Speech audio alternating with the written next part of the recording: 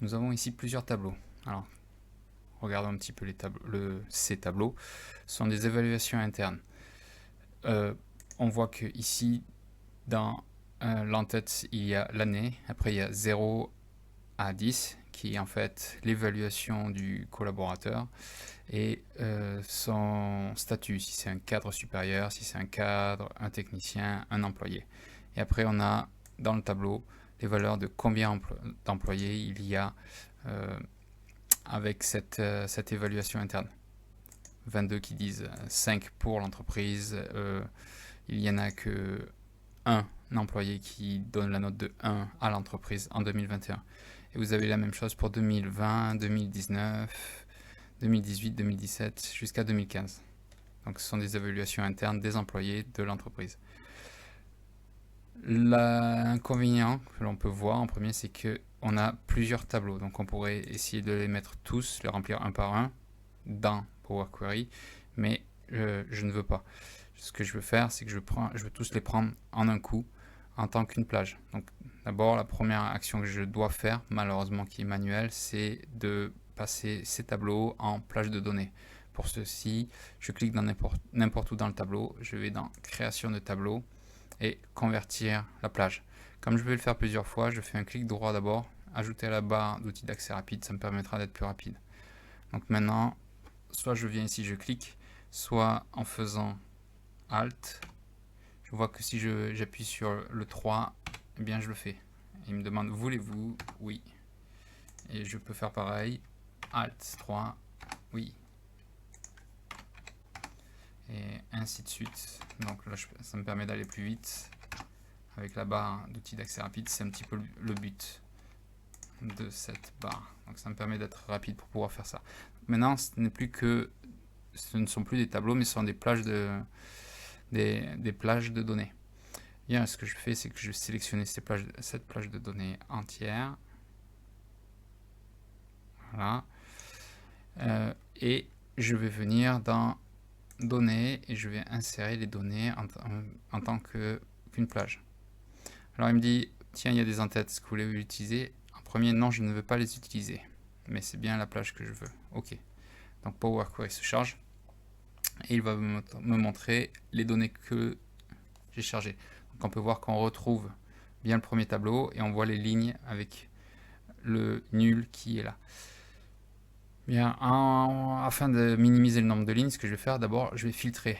Au lieu d'avoir des nuls, ce que je fais, c'est que j'enlève ces nuls et je fais OK. Et maintenant, j'ai plus que les tableaux que je voulais. La première chose, enfin la deuxième chose plutôt, c'est que l'année est dans la colonne des statuts, enfin quel type d'employé a évolué, si c'est un cadre supérieur, si c'est un cadre, etc. Ce qu'il faut faire, c'est qu'il faut le séparer. Il y a plusieurs manières de faire cela. Une manière que j'aime bien, c'est ajouter une colonne. Et dans toutes ces options, bien, colonne conditionnelle. Donc, qu'est-ce que je vais faire? Je laisse personnaliser, je ne vais pas utiliser le titre de toute façon. Nom de la colonne, c'est sur la première colonne. Opérateur, non, c'est pas c'est pas égal à, mais commence par. Commence par quoi? Bien, ça va être 2021, 2020, 2019. Donc je vais utiliser 2 zéros. Je pourrais très bien utiliser que 2, mais je préfère utiliser 2 zéros puisque c'est tout le temps 2 zéros. Et quelle est la sortie? Ben, la sortie, ça va être non pas une valeur, mais ça va être la donnée d'une colonne. Et maintenant, je vais choisir la colonne 1. Donc ce que je fais, c'est que je duplique 2021 dans cette colonne, si c'est 2021. Ici, je ne vais rien faire. Et après, je vais dupliquer 2020, et ainsi de suite. Je fais OK. Et on peut voir que ici, j'ai bien les données qui se trouvent ici. Et si je vais le remettre là-bas, je fais un clic droit et je fais déplacer et je fais déplacer au début. Donc je l'ai mis maintenant, je vois que ça correspond. Bien, on a ce que l'on voulait. Maintenant, si je fais un clic droit sur l'entête, eh bien je vais les remplir. Je fais remplir vers le bas, puisque je veux remplir vers le bas. Voilà, donc j'ai les années. Donc ce que je vais faire maintenant, c'est que je vais promouvoir la première ligne en tant qu'entête. Ça va me servir pour la suite. Donc ça va être dans accueil et je vais utiliser la première ligne pour les en-têtes. Voilà. Alors je ne veux pas que ce soit 2021, mais je veux que ce soit année. Entrée. Pour dire que c'est bien année. Le position, pour dire si c'est un cadre supérieur, cadre, technicien ou employé. Et puis le reste, je laisse à 0, 1, 2, 3 jusqu'à 10. Bien, une fois que j'ai ça, l'inconvénient c'est que j'ai une ligne ici qui sont vraiment les en-têtes et qui m'embête. Donc je vais la supprimer. Donc pour ça, je viens ici dans position. Et ce que je fais, j'ai plus qu'à désélectionner 2015, 2017, 2018, 2019, 2020. On pourrait le faire autrement avec un filtre textuel, c'est-à-dire commencer par 20 par exemple, ça serait exactement la même chose. Comme ça, si jamais il y a d'autres tableaux, enfin d'autres valeurs qui viennent, ça sera automatiquement fait. Mais là, je le laisse comme ça. OK. Donc je filtre, j'ai plus que ça.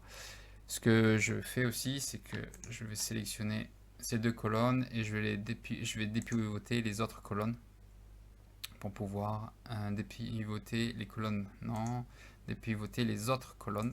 Oui. Donc j'ai l'année, j'ai la position. L'attribut, en fait, c'est pas l'attribut, mais c'est la note. Voilà. Et ici, la valeur, c'est plutôt le nombre d'employés. Nombre d'employés qui ont répondu, cadre supérieur, donné un numéro 3, il y en a eu un. Cadre supérieur, 1, 5 moyen, et puis il y en a eu 7, il y en a eu 15 qui ont mis la note de 7. Bien. Et maintenant, ce qu'on peut faire, c'est remettre les données dans le tableau Excel. Ce que je vais faire un petit peu différemment, c'est que je vais faire fermer et charger dans, parce que je ne veux pas que ça soit mis dans un tableau tout court. Ce que je vais faire, c'est que je vais le mettre directement graphique croisé dynamique, rapport de tableau croisé dynamique. On pourrait faire l'un ou l'autre pour le graphique ou pour le tableau. Ce que je fais, c'est que je fais directement un graphique. OK. Et maintenant, j'ai exactement ce que correspond à un tableau croisé dynamique. Je peux le mettre comme ça, je peux le mettre avec les années, et puis plutôt ici, je le fais comme ça. Je vais plutôt mettre la note qui se trouve ici, et puis après le nombre d'employés. Donc là, on peut voir que c'est pas super. Ça permet d'avoir d'une certaine manière comme ceci. Il a mis par défaut comme ceci, mais on peut faire l'inverse, c'est-à-dire que je peux mettre la position et puis le nombre de notes. On peut voir que là, c'est une très grande majorité en jaune. On voit pas ce que c'est jaune. Jaune, c'est les employés qui ont mis 6. On peut voir que ça fait quelque chose comme ça. Et puis après, on peut toujours faire les analyses avec des segments et ainsi de suite. Donc ça permet d'être assez efficace pour pouvoir faire à partir d'un tableau qui était... J'ai perdu la feuille qui se trouve ici, évaluation interne avec un tableau qui n'était pas possible d'analyser. J'ai directement un graphique croisé dynamique et je peux faire tout ce que je peux faire avec ce genre d'informations.